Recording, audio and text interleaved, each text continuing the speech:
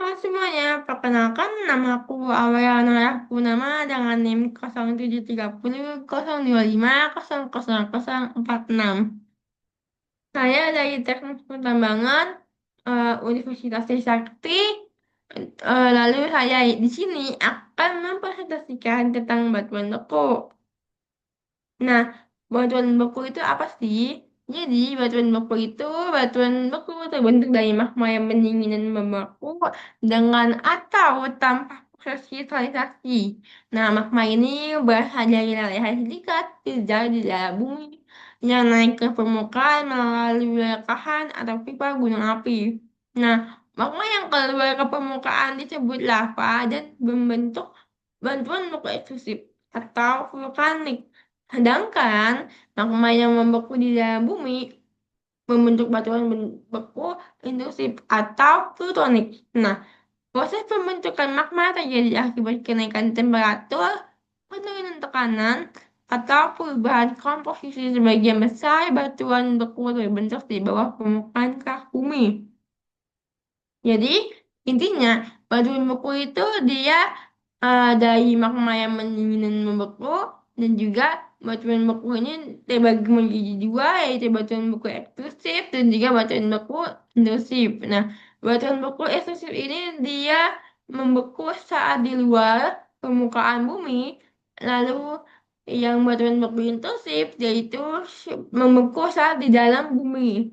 Nah, dan juga proses pembentukan magmanya ini karena akibat kenaikan temperatur, penurunan tekanan, atau perubahan komposisi. Nah, kebanyakan batuan batuan beku ini terbentuk di bawah permukaan kerak bumi.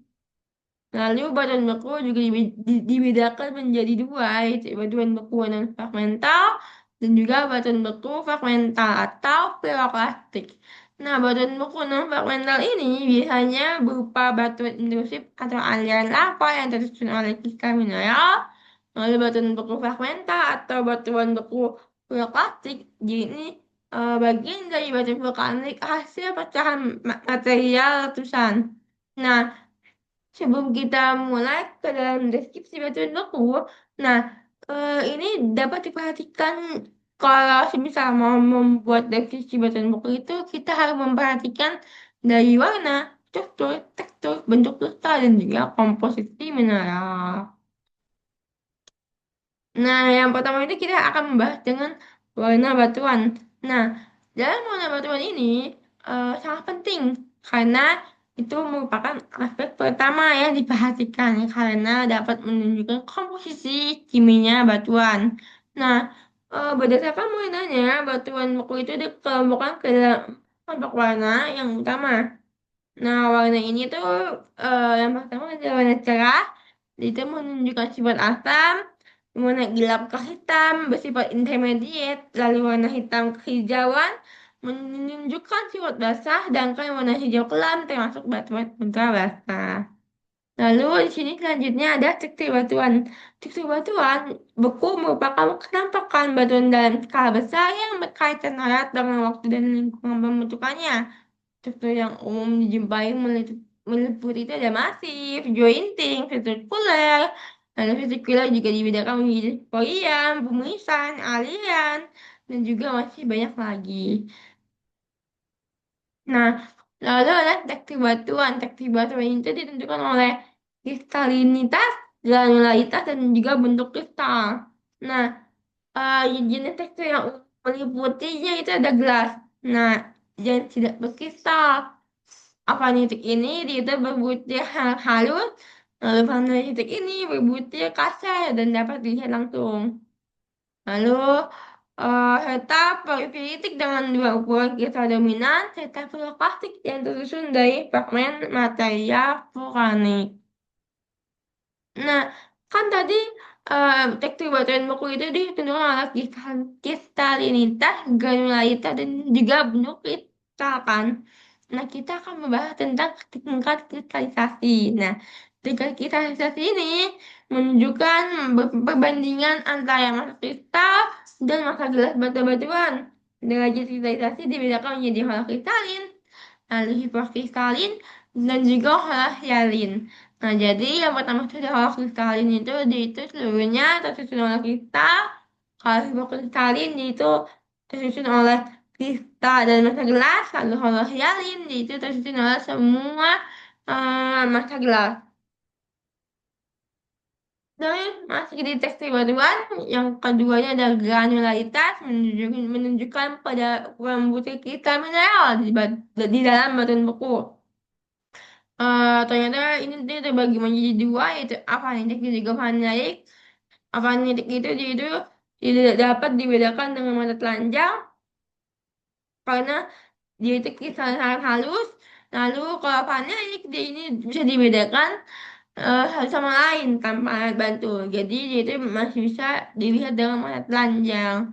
Nah, bisa kita lihat di sini ada empat kategori berdasarkan diameternya, ada halus, sedang, kasar, dan juga sangat kasar. Masih tetap sama teks batuan, yaitu relasi. Ini menjelaskan hubungan antara kristal satu dengan yang lainnya atau dengan massa gelas. Yang pertama itu ada equigranular, jadi yaitu butirnya kristalnya seragam atau sama besar. Nah, ada dua yaitu vanadium dan juga avanitik. Kalau vanadium itu dia bisa dibedakan dengan mata, tapi kalau avanitik jadi tidak dapat dibedakan dengan mata. Lalu selanjutnya ada inequal granular, jadi itu ukuran butirnya itu tidak seragam, berarti berbeda-beda. Nah, ada dua yaitu vanillophosphatic dan juga porphyroliphatic. Nah, vanillophosphatic ini dia itu hal-hal jenisnya di mana dapat fenokis atau mineral berukuran besar yang dikelilingi oleh massa dasar berupa kristal-kristal yang masih terlihat oleh mata atau vanaditik. Lalu porphyrolavanitik ini terjadi jika terdapat fenokis mineral berukuran besar dan dikelilingi oleh massa dasar yang bersifat avanitik. Nah, massa dasar ini jadi sangat halus sehingga tidak dapat dilihat dengan mata telanjang. Dengan sama yaitu bentuk kristal. Bentuk kristal ini mineral yang cukup besar mencerminkan tingkat kesempurnaan proses kristalisasi saat batuan terbentuk. Nah, ini menjadi tiga, yaitu ada euhedra, subhedra, dan juga anhedra. Jadi euhedra ini jadi bentuk sempurna karena sepermukaannya itu dibatasi oleh bidang-bidang kristal yang jelas dan tegas. Lalu subhedra ini dia itu eh setengah sempurna karena sebagian saja dari pembentukan kristal yang dibatasi oleh bidang-bidang kristal. Tapi kalau anhedra, dia ini jatuh bentuk kristal yang tidak memiliki bidang batas yang jelas atau dia itu benar-benar tidak sempurna. Selanjutnya ada komposisi mineral. Nah, kita bisa lihat sifat utama untuk mengidentifikasi mineral itu dari warna dan cahaya, lalu kilap, kekerasan, belahan, pecahan. Nah, jadi kalau warna dan cerah itu dia itu bisa melihat dari warna visual mineral dan juga warna serbuk mineral dengan cara dicat atau digoreskan. Lalu kalau kilap, dia itu saat terkena cahaya, dia itu eh, ada kilapnya gitu. Jadi terbagi menjadi logam dan juga non logam. Contohnya itu kilap kaca, intan, mutiara, sutera, tanah, dan damar. Lalu kekerasan ini kita bisa dilihat dari kalamor. Kalamor ini diukur dari 1 sampai 10. Lalu ada belahan. Di ini kita bisa lihat membelah pada arah tertentu dengan permukaan rata. Lalu ada pecahan, ada vektor, kecenderungan pecah dengan arah tidak beraturan. Contohnya konkoidal, fibro, even, uneven, dan Huxley. Nah, itu ada mineralnya ini juga komposisi mineral atau berdasarkan waktu pembentukannya. Nah, ada dua, ada primer dan juga sekunder. Kalau mineral primer itu dia itu terbentuk pertama kali langsung dari proses pembentukan batuan beku. Tapi kalau mineral sekunder dia itu mineral hasil ubahan atau alterasi dari mineral primer. Ada klasifikasi batuan. Nah, klasifikasi batuan ini berdasarkan kandungan SiO2. Menurut C.L. Harkness pada tahun 1962. Nah, batuan buku asam ini dia memiliki kandungan SiO2 lebih dari 66%, contohnya itu riolit. Kalau intermediate itu memiliki kandungan SiO2 dari 52% sampai 66%, contohnya itu dasit. Lalu ada batuan beku basah, dia ini memiliki kandungan SiO2 antaranya itu 45% sampai 52%. Contohnya itu andesit. Lalu batuan beku ultrabata, ini batuan beku yang memiliki kandungan SiO2 kurang dari 45%. Contohnya itu basal. Nah, lalu berdasarkan indeks warna.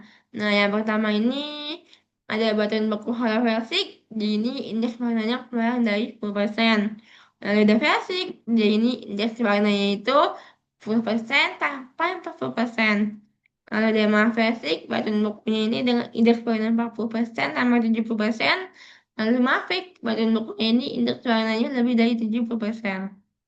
Nah, ini contoh batuan-batuan bekunya ada sienit, anetrosit, fesit, obsidian, kolian, granit, gabbro, trachyte, porphyry, basa, pumik, dan lain sebagainya. Jadi ada juga riolit, granit, andesit, dan juga basa. Thank you semuanya. Terima kasih. Cukup sampai sini saja ya guys. Terima kasih semuanya.